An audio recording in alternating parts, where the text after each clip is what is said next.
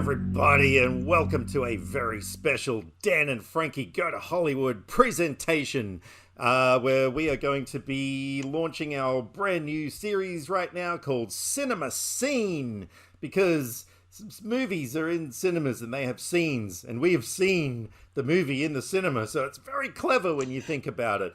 Anyway, for those of you who have absolutely no idea who we are, I'm Dan. And I'm Frankie. And so last night we went along and we checked out a brand new movie called Dune Part 2. Now, this is going to be a spoiler-filled discussion. If you have not seen the movie, by all means go out and have a look at it, come back, have a listen to what we've got to say about it. If you don't care for it, but you just love the sound of our voices, which, we can't blame you, then by all means stick around, and, by the time that you've done with us, you probably won't need to see it because we'll tell you everything you need to know. So this is, of course, the sequel to Dune Part 1, hence the title. And it's once again directed by Denis Villeneuve. Yes, there you go. I didn't pronounce his name, Denis.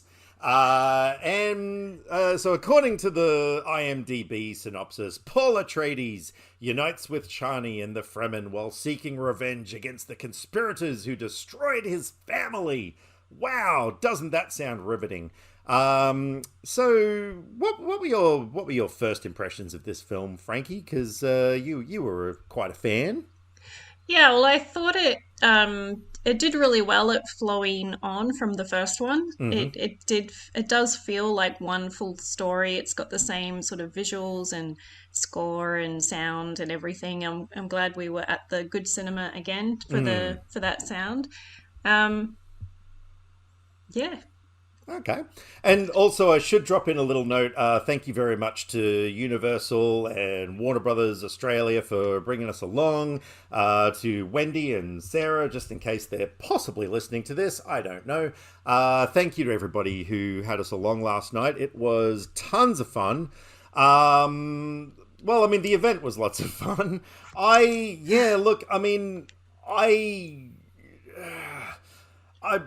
I'm going to get flamed for this, I'm sure, because going into this, I was aware that it debuted at 98% on Rotten Tomatoes. It slipped all the way down to 97. It had like 4.5 on Letterboxd. Like, people were going nuts over this film.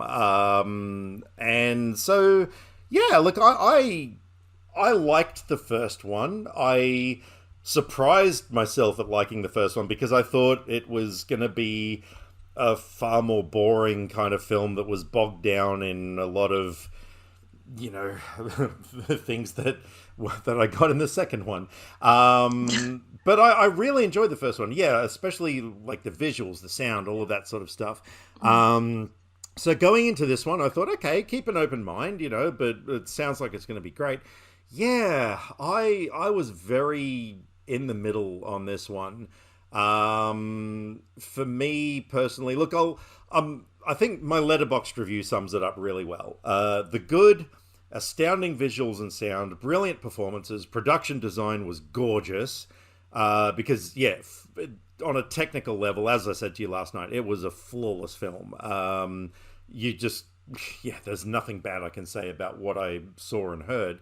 But the bad, a story bogged down in religion and politics, central protagonists become douchebags, some characters have no real arc, narrative was incohesive, and some characters went from one place to another with no explanation why or how.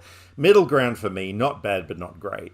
I do have a comment about one thing that just popped into my head when I read that may come from a choice from Denny, I don't know, but when I was watching that interview about prisoners with Jake Gyllenhaal for our other episode, he did mention at one point about how, character gets out of a car, then it cuts to in the house because you don't need to see them walk up to the house from the car because that's not important. Oh yeah. And so I wonder if that's the thing, like what you mentioned, the scene where he has to go into the desert for the night to do whatever, and he kind of starts walking, and then Zendaya turns up and they hang out, and then suddenly it switches to something else. So I mean, it was weird. It was weird. It took me a while to go, oh, okay, we're later now and this stuff's happening, and figuring out who's on screen because they've all got their heads covered up. Yeah. But I just figure her meeting him was, I guess, the only important thing, and the rest of what he did then didn't really matter, because it seems like, I haven't read the books, and I know the first book is quite long, so it felt to me like there's the whole story and just the important bits have been picked out, and it's kind of like the Iron Claw. Like, there's so much story that you end up just going, okay, this and then this and then this and then this. Yeah. And it's a bit more of that kind of story rather than just flowing through fully.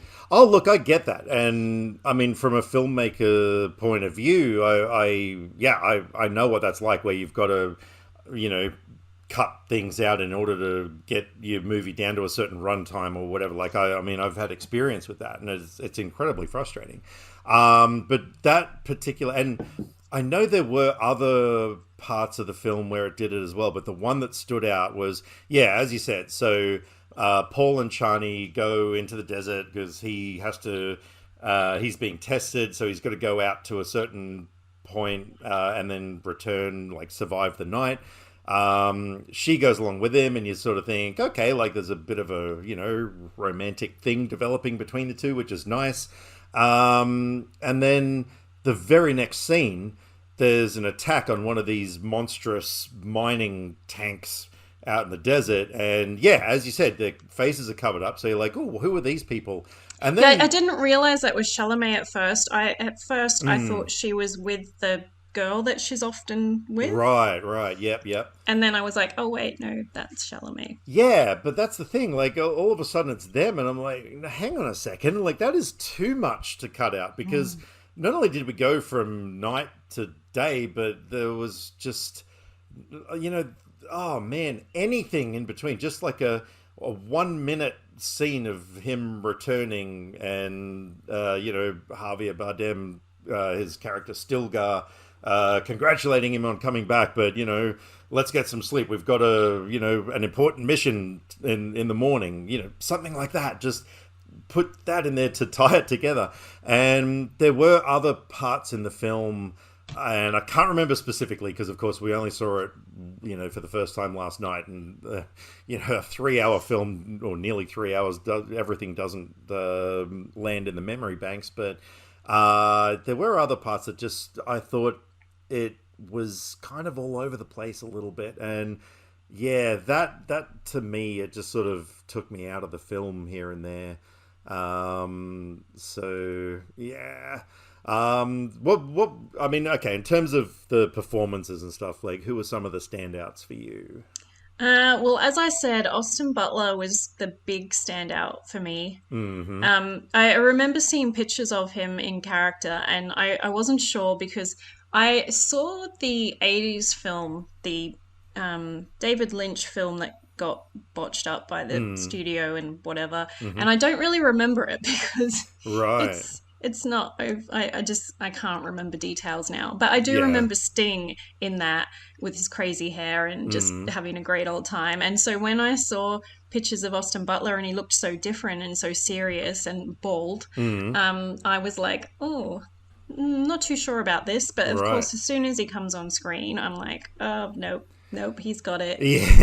He's got the whole conveying a lot without much expression, and is just an amazing psychopath character that's so fun to watch. And that gladiator scene was so good. That was one of the best, because I think that was the first time we really saw his character. I can't remember the order of things, but it was a first big scene anyway. I can't remember if that other thing of him walking down the corridor with the oh no, that was after, wasn't it, because they were watching him anyway. And then there's those other characters around with their costumes on, looking like demons or something, with the big horns and stuff. So Yeah, it's yeah. just it just looked so good, that scene. Oh, it really did, and that's why. I mean, with my letterbox rating, I've gone with a 2.5, which I know some people out there are just going to be like, "How can you do that? Oh my god, I'm turning this podcast off right away." Hear me out. It Look, if it hadn't been for the technical aspect of the film, how it looked, how amazing the costumes were, how great the performances were, and the casting, like all of that stuff. Yeah, it would have been a far worse film for me. So I had to put it on a middle ground, because look, for me, just the story, it just, the way for me, it was kind of like the Matrix sequels. Like the first Matrix film, you had an introduction to these amazing characters. You really, were curious as to what's going to happen next. It was this really cool sort of superhero origin story. I know that the first Dune wasn't that, but it still really left you wondering what was going to happen. And then the second Matrix film was just like this confusing mess where it just kind of went in a different direction than anyone was really expecting. And I kind of got the same thing, like this whole thing with Paul becoming the Messiah and stuff was cool, but I thought they just kind of honed in on it too much. Like they dwelled on it, a bit too much. It was actually really funny because, like I said, I didn't remember the other Dune that I watched, so I didn't remember any of the plot or character stuff at all.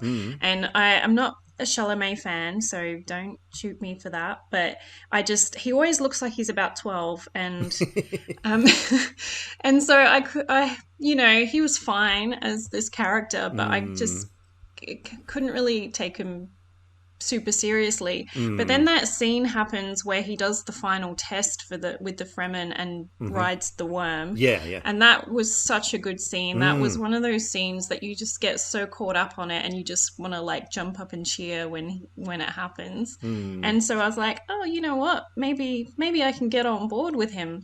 And then he turns into an asshole. Exactly. And I'm just like, and I forgot that happened. I'm like, wow, we're like a movie and a half into this, and suddenly the main character is an asshole. And then he has that fight with Austin Butler. I never remember that guy's name.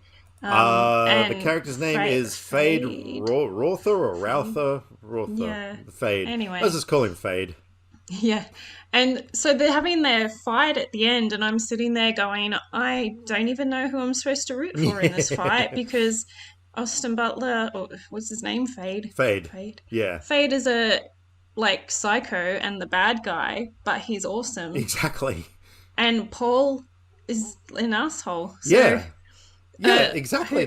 I actually wanted Fade to win. I knew he wouldn't because he's the bad guy and a psycho, but I kind of wanted him to because Paul was just annoying me so much. And also his mother. I was really excited because I love Rebecca Ferguson, and I'd seen pictures and she looks really cool, and then she was annoying as well. So I'm like, dude, do we want to keep the Atreides family going? Yeah, but see, this is what I mean. Like things like that bring a movie down for me. I know they weren't as bad for you, and that is awesome. I mean, God, I wish I could have had the same experience that you did. But yeah, like, for me to actually enjoy a story, I've got to like the characters. I've got to want them to triumph or whatever. But by that point, I didn't like Paul. He was such an egotist. I kind of go either way with like awful characters. Sometimes they ruin a movie for me, and other times I can get on board with it. But I'm half and half here because, I can appreciate the bold move of him turning into that and the film ending there. So even if he redeems himself later, like that hasn't happened in this film. Yeah. And then, but all the stuff with Zendaya where he just like is so mean to her. Yeah. And then he says to his mother, oh, it's okay, she'll get over it, I've seen it. Yeah. Oh, yeah, that whole ending. So, of course, Florence Pugh, who I think is one of the single greatest actors in working in films today. Yeah, I'm sad that she didn't get that much to do in this. Exactly. I mean, she had more to do than Anya Taylor-Joy, who Yeah. was in it for what, 30 seconds? Do you think? Like, Yeah, yeah. something like that. And But she was criminally underused, and yeah, that whole end thing where Paul is saying to the Emperor, who I sort of felt Christopher Walken was the wrong choice for that role. Like, I don't know. Walken goes into every single movie, with that stigma of being Christopher Walken and being this. I can't do an impression. I really wish I could. I've got to work on that because that's one guy who I would love to be able to bust out a fresh Christopher impression. But yeah, he was a bit weird. But yeah, when Paul's saying to the Emperor, like, oh yes, I'll bow before me. I'll take your daughter's hand in marriage and everything. And then poor Chani is just looking like, dude, I'm right here, and you know what's interesting with that? I went to see if I still had the book on the shelf because I've had right. it for so many years and haven't got around to reading it yet. Mm, And I just flicked open to a random page near the end, mm. and it was that scene Oh, pretty okay, right. much where, but it was a different mood in the book where he was going to marry her purely for strategic purposes, Mm. and then was it Chani? I Mm-hmm. kept thinking he was saying Johnny. It sounded like he It was did, it calling her did, didn't Johnny. it? I know. And then I saw her name in Here's the end Johnny. credits, and I'm like, oh, Chani, okay. Yeah. And she was gonna like be the concubine pretty much. Mm, And so I guess in this they kind of gave her, she wasn't just going to be his concubine. They made it a mm, bit more of a division and have her go off on her own at the end. yeah. But I'm curious to see how that ends up because I'm like, Mm, go find someone else. You don't want Paul. He's annoying. mm. You can find someone a lot better than him. Oh, look, one of the worms I think would probably be a better choice than Paul, but that's what I mean, with how some of the characters had no arc, particularly Johnny. No, Chani. She was the same person by the end that she was at the beginning of the film. And okay, I get it now that there's obviously going to be a third one, so that's fine. But I guess my overall point is that I think this film is being overrated. I think there are possibly, and I'm not saying you good listeners because honestly you people are the best, but there are possibly some people out there who are kind of like, oh my god, this thing's got 97%, gotta go, rah, rah, rah, like looking at it like, yes, I loved it because I have to.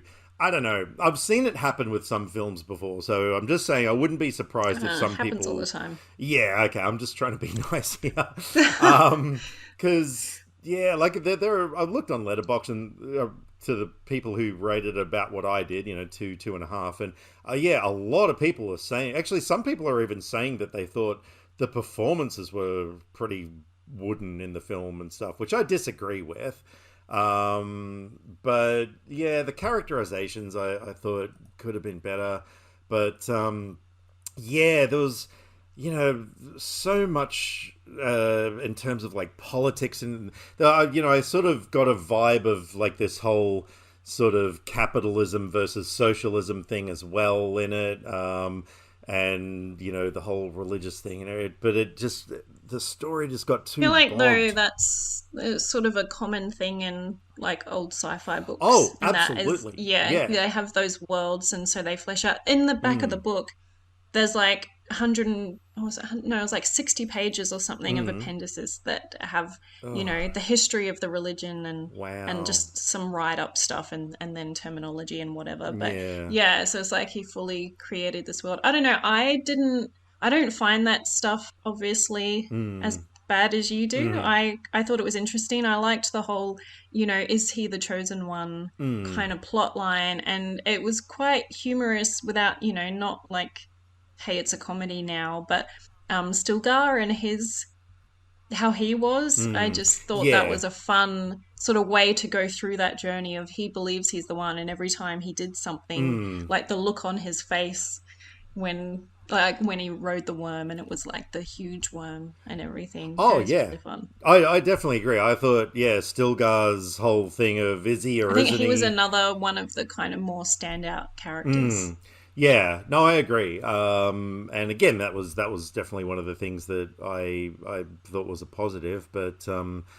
But yeah, so look for me, yeah, the fact that, like I said, the story just seemed, like it was chopped to pieces a bit too heavily. That I, by the end of it, I didn't like the main protagonists, or if they are even protagonists anymore, who knows? And the whole religion, politics thing, and everything. It just, yeah. There were a couple of moments last night. I was feeling my eyes getting a little bit heavy, and of course Kylie sitting between us was just, yeah, she was fully into sleep mode by the end of the film. But but that's not the movie's fault. that is not the Like, movie. So no, she had had a very long day, and she is 6 months pregnant, and I'm trying to make sure she doesn't drink giant worm piss, because I've seen what happens to babies now.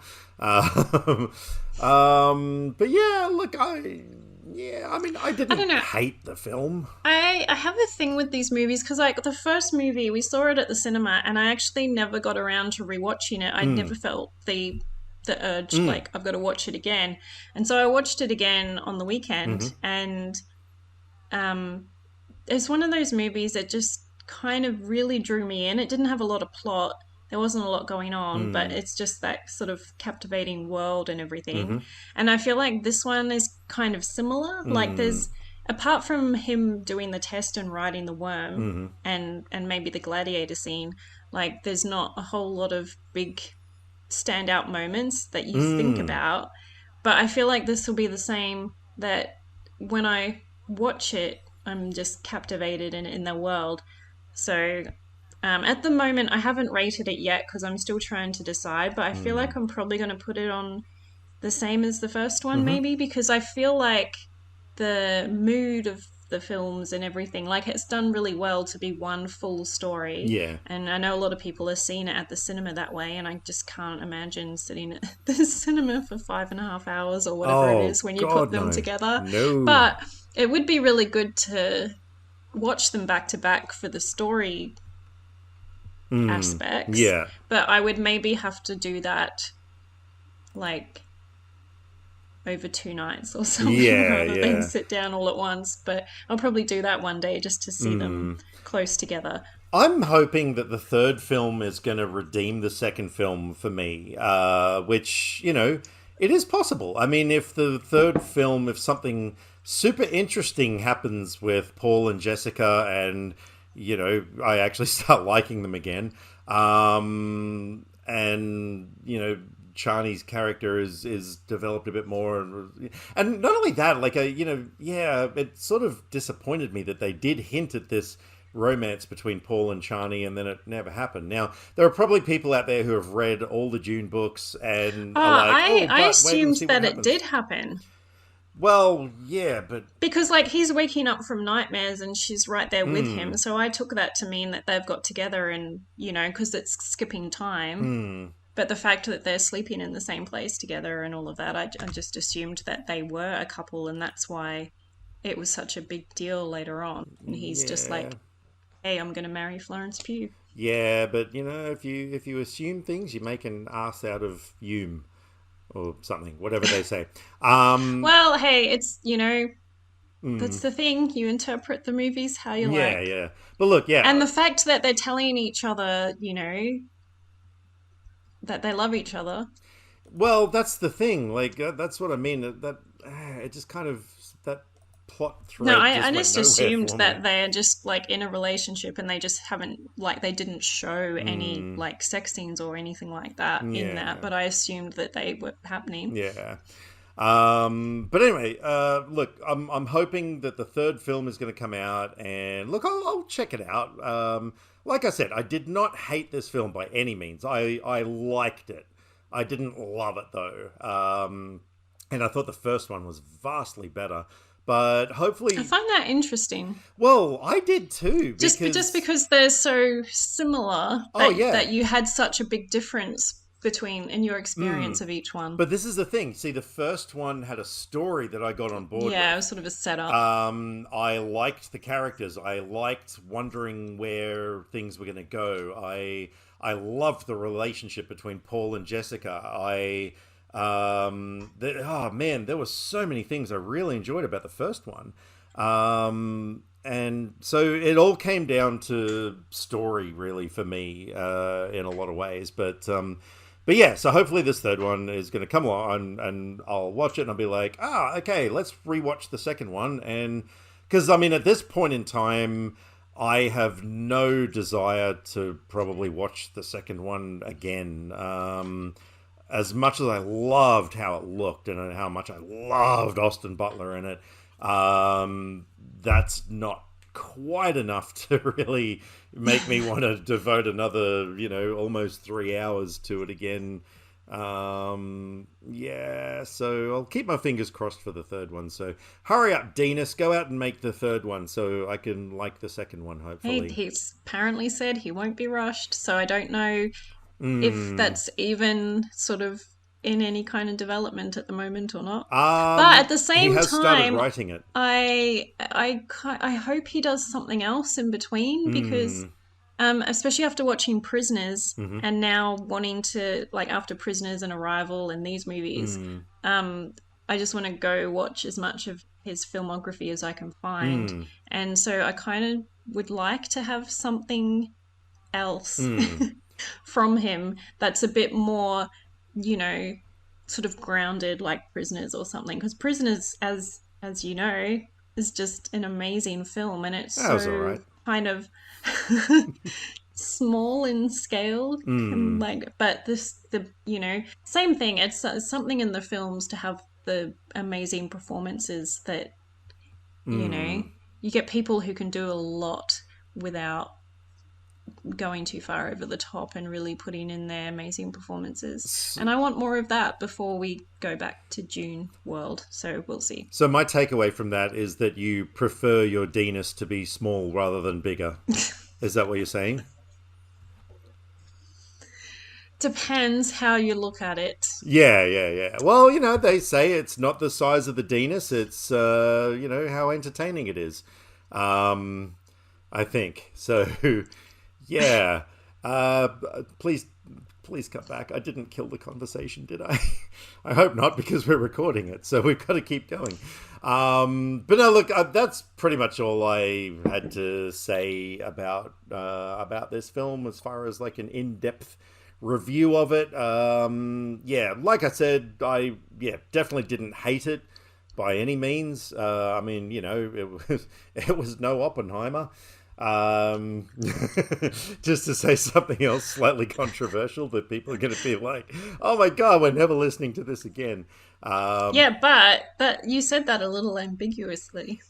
Yeah, I guess I did. Yeah. No, what I meant was I thought Oppenheimer was a piece of absolute shit, and I would rather watch Dune Part 2 again. You're fully gone there now. Yeah, well, I mean, I don't want to. I don't mince words. I'm a straight shooter. So yeah, that's. I disagree with that, by the way. Oppenheimer disappointed me because it was so anticipated for me because Cillian Murphy and I really love Interstellar and Dunkirk, so any Nolan film I'm like ready to be blown away, and I wasn't, but it's definitely not shit. Well, that depends who you ask, I guess, but yeah, that's fine. No, so yeah, look, one day I might give Dune Part 2 another look. I don't know. Because before number 3. Oh, yeah. Actually, yeah, that's a good point. Because if it takes him like 10 years to come up with the third one or something, I may need a refresher. But yeah, like, I mean, look, if somebody sat me down and said, oh, I really want to watch Dune Part 2, I'm not going to be like, oh my God, no, please, like anything but that. Like I would if someone said, let's watch Oppenheimer, but or most of Christopher Nolan's other films. Okay. Oppenheimer or Beau is Afraid? Oh my God. To bring up our scale again. Oh, wow. Talk about putting me on the spot. Oppenheimer. Yeah. You'd pick that. Yeah, I'm only choosing Oppenheimer now because I can just imagine there are a lot of Dune Part 2 fans who liked Oppenheimer as well, because I kind of got a similar vibe from the two. Like, Oppenheimer was bogged down in a lot of science talk and things that just kind of, scrambled my brains a little bit. And that's a little bit how I felt with Dune Part 2 and all the sort of religion and politics and stuff. So, Tell you what, I would most gladly don't even have to think about it. I'd definitely be watching Oppenheimer rather than Beau is Afraid. oh, yeah, yeah. Look, I mean, I'd probably get my dick caught in an incinerator than watch Beau is Afraid again. So, yeah, just, that's my level of how I felt about Beau is Afraid. Sorry to Beau is Afraid fans, but I mean, we all have our own opinions, and that's what makes us all interesting. Exactly. And we wish we could have liked Beau is Afraid because, Oh, we were excited. Ari Aster. Yeah, exactly. But anyway, we're talking about the wrong movie at the moment. Yeah. So, Tangent. Did you have anything you wanted to say about Dune Part 2 before we get out of here? Or I think we've covered everything that stood out to me. Yes, I think so too. All right. Well, there we go. That wraps up our very first episode of Cinema Scene. A title which we came up with about a minute and a half before we hit record. Stay tuned because every time we go see a movie at a premiere, we'll come and do this and get a review out there solely based on that movie alone. So there you go. All right. Well, I don't even know what the next one will be at this point. So, I don't know. We'll just make it up as we go along. We do that. Yeah. All right. So thank you very much, everybody. Stay tuned for the next proper episode, which will be coming out. I don't know when this episode's coming out. So, but it'll be, I think it was Friday the something of March, the 8th. Yeah, Friday the 8th of March. That's when the next proper episode's coming out. So stay tuned for that. Thanks for coming on by. By all means, go check out Dune Part 2. Go and support it. I mean, obviously I am in the minority. So yes, go watch it. You will love it more than I did, and then come back and let us know what you thought. Find us if you just Google Dan and Frankie Go to Hollywood on Google, because that's the best place to Google things, I guess. Oh God, what am I doing? Yes, you'll find us, but at the socials we're at Dan_and_Frankie on Twitter and Facebook, or you can email us at danandfrankiepodcast at either Gmail or Outlook.com if you want to write a massive diatribe about how Oppenheimer is the best movie ever made, and I'm an absolute idiot. No. June 2. No. Keep it on topic. No. They're probably going to want to be like, this guy said things about Oppenheimer. I've got to tell him what I think. What does he know about movies? How dare he have a podcast? I would like to see that. That'd be entertaining. It would be entertaining. Yeah. So we'll see what happens. So get in touch with us. Come and have a chat. But in the meantime, that is bye from me. And is it bye from you, or are you going to stick around for a while? Bye from me. I'm out of here. All right, fair enough. All right, we'll catch you on the next one.